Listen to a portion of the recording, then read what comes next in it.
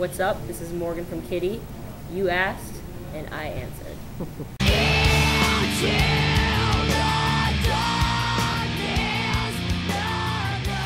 Alright, I'm Morgan Lander, and I sing and play guitar for the all-female metal band Kittie. Awesome. Being an all-female band, what are some of the craziest things males in the crowd do? Well, I mean, the obvious stuff, like, you know, like yelling, like, show your tits, any of that stuff, that's pretty standard and pretty obnoxious, and we're way over it. We've had a lot of marriage proposal, you know, sort of things. Had people pull their members out and ask them to be signed, which obviously we decline respectfully, sometimes not so respectfully, because that's disgusting. I don't know, just, you know, I mean, male fans are, you know, I mean, they're just, you know. Guys. Yeah, just dudes, you know. Sometimes they're a little more over the top than, I've had some really ridiculous things said to my face before. Actually, on this last tour, there was a guy who asked me to shit on his chest. Did you? Fuck no! I would never grant anyone that privilege. Would I be a good interviewer if I didn't ask? Of course. How are you all so badass? How are we so badass? You can thank my mom and dad for that. And all of our parents for that, because they made us cool. Well, they made us, so, you know. Why do you think some female bands, artists, feel the need to show skin, and do you think there will come a time when talent will rise to the top instead of just sex? I hope so, but I think a lot of it has to do with what the media tends to focus on. I mean, obviously, in everyday life in the media, we're bombarded with, you know, images, you know, that are hyper-sexed and all that stuff. And so I think hopefully when there comes a time when it's not, you know, your image and what you look like is not so important, then perhaps that will change things. But I don't necessarily foresee that coming. I feel like it's actually probably getting worse. You know, people watch The Hills, you know, like the world is coming to an end, basically. So, you know, I mean, it obviously gives a lot of the talented women who play instruments and who sing and don't, you know, put that image forth a bad name a little bit, you know, because then we get grouped in with them, and that's just not what the fuck we're about, you know. Then people start whipping out there. Yes, exactly. What do you guys like to do between shows? Well, you mean like at home time, or you know, like? I'm gonna take that literally, just because it's a cool question.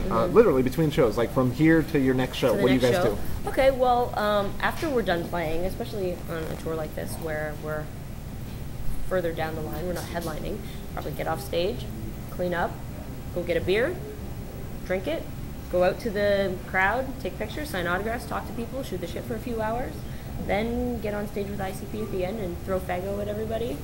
And then we'll probably get in the van, go to the hotel, sleep, go to the next venue, do it all over again. Sounds like my kind of life. Yeah, it's interesting, that's for sure. Australian tour. Oh God, oh please. We haven't been to Australia since 2001, and I am so disappointed that we haven't had the opportunity to play there in that many years. I know a promoter there that brings bands that are on our label, that have brought some of those bands down there, and we're trying to work things out with them because we desperately need to. So hopefully in the next year we'll do that. Why are you touring with ICP? Why not? It's honestly, we were offered this tour, and at first we weren't really sure. We were a little apprehensive because we are the only rock act, metal act on this tour. You know, everyone else is rap artist or whatever. But then we sort of came to realize that we, Kittie, ourselves, we have a lot of Juggalo fans. And that it would be a great opportunity to play in front of a completely different audience. And I have to tell you that, like, in being on this tour for almost 2 weeks now, Juggalos are honestly some of the most respectful, open-minded people. I'm not kidding. You know, we thought it would be the complete opposite, and we've had amazing, like, mosh pits every night. No one has owned anything. I mean, we totally stand out, you know, and we're making new fans every night, and people are coming up to us and saying, I've never heard of you before, and you guys kicked ass, I'm going to buy your CD. So, I mean, that's the whole point of opening up for a band, but at the same time, it's, you know, it's been a really fun experience and a really gratifying one, too. Definitely diverse. Yeah, definitely. Wisconsin or Milwaukee, the next time are you going? You are going. Well, we were just there, like the rave on this tour, and actually we will be back at the rave in the Eagles Ballroom. I believe. Actually, no, is the Eagles Ballroom the upstairs one? I don't know. We're in the middle-sized room in July for another tour that we're going to be doing. So keep checking the MySpace. What led you and Mercedes to design clothes? Well, at that time when we first started Poison Black, it seemed to me that like every rock band, you know, was coming out with their like clothing line or whatever, and obviously they're all dudes, and so there was an absence of female stuff. You know, usually the extent of their rock lines is like a wife beater and a small T-shirt, and that's kind of like, you know, anybody can do that. So we sort of wanted to do something more from, you know, a female perspective, and also it's another creative outlet for us. You know, the visual aspect of things is fun and different, and we design all of Kittie's merch. You know, the whole band has input and all that stuff, so, you know, we usually tell the artist what to do, so it just kind of seemed like a normal thing to do, I guess. Something fun. You know, we're chicks, we like clothes. That's what we do? Yeah, we think that we know what other chicks would like, and I mean, we have guy stuff as well. So. Mm-hmm. Has there ever been talk about doing a tour with bands, like an all-female tour, like a Metal Willis Fair? I've heard different rumors and whispers and stuff over the years, but nothing has ever really come to fruition. I think it would be really cool, but I don't know if it's something like that's going to happen anytime soon. I mean, we've done tours with kind of like, you know, we toured with like OTAP, and like we did one tour with Walls of Jericho and In This Moment. It's not all female, but you know what I mean. But 36 Crazy Fists was in there too, so it didn't really actually, you know. It was almost so close. Yeah, so close.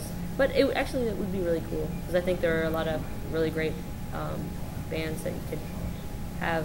You could have like Arch Enemy headline. You could have From the Foil, you know, and just have tons of. It would be great. Yeah. Groupies, guys, girls, both. Well, I guess it depends on the, you know, what you consider a groupie, because like female, you know, for a guy band, you know, it's pretty obvious who the groupies are, you know, for the girl with the least amount of clothing and whatever.